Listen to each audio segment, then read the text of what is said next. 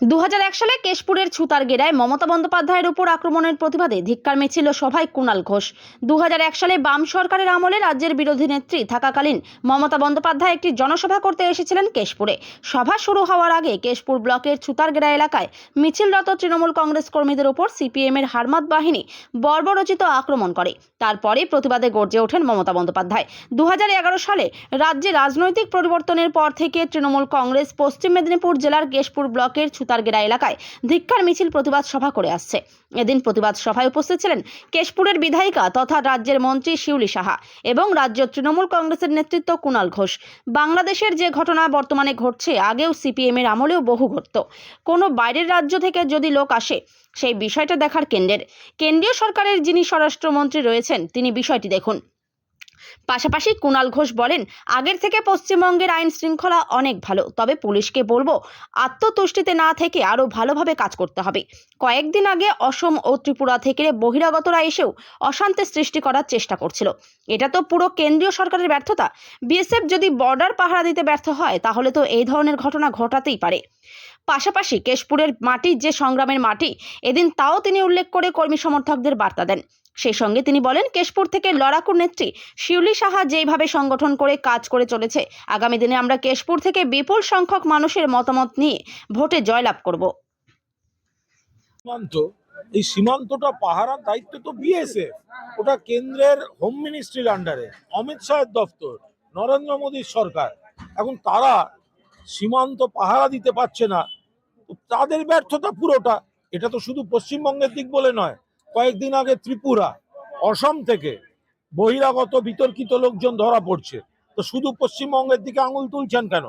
তারা তো পুরোদস্তুর সীমান্তটা পাহারা দিতে ব্যর্থ। কিছুদিন আগে গায়ের জোরে ওরা সংসদে আইন বদলে সীমান্ত থেকে আগে 15 কিলোমিটার বিএসএফ এর জুরিসডিকশন ছিল, বাড়িয়ে 50 কিলোমিটার করে নিল। আরে ওরা এলাকা বাড়াতে চাইছে রাজনৈতিক দাদাগিরির জন্য, আসল সীমা রেখাটাকে পাহারা দিতে পারছে না, সেই জন্য এই প্রবলেমগুলো হচ্ছে। এখন বিএসএফ যদি পাহারা দিতে ব্যর্থ হয় তাহলে বিভিন্ন অশুভ শক্তি সেখানে ঢুকতে পারে, ভারত বিরোধী শক্তি ঢুকতে পারে। বিএসএফ এর কোনো অংশ যদি রাজনৈতিক চক্রান্তে দিল্লির ইঙ্গিতে চলে থাকে তাহলে কে বাংলাকে বা ভারতকে এই অংশটাকে ডিস্টার্ব করার জন্য তারা কোনো চক্রান্ত করে থাকতে পারে কিনা, সেগুলো তো তদন্ত করে দেখার বিষয়। মানে বিহারের বিভিন্ন ডাকাত দল বা গ্যাংস্টার তারা এসে বাংলায় নাশকতা তৈরি করছে, কি বলবেন? মানে গোটা রাজ্য জুড়ে যেন একটা বিহারের যারা ক্ষতিকারক প্লাস্টিকের ক্যারিব্যাগ বর্জনের নির্দেশ দিয়েছে সরকার। চারিদিকে চলছে সচেতনতামূলক প্রচার কর্মসূচি। রায়গঞ্জেও তার ব্যতিক্রম নেই।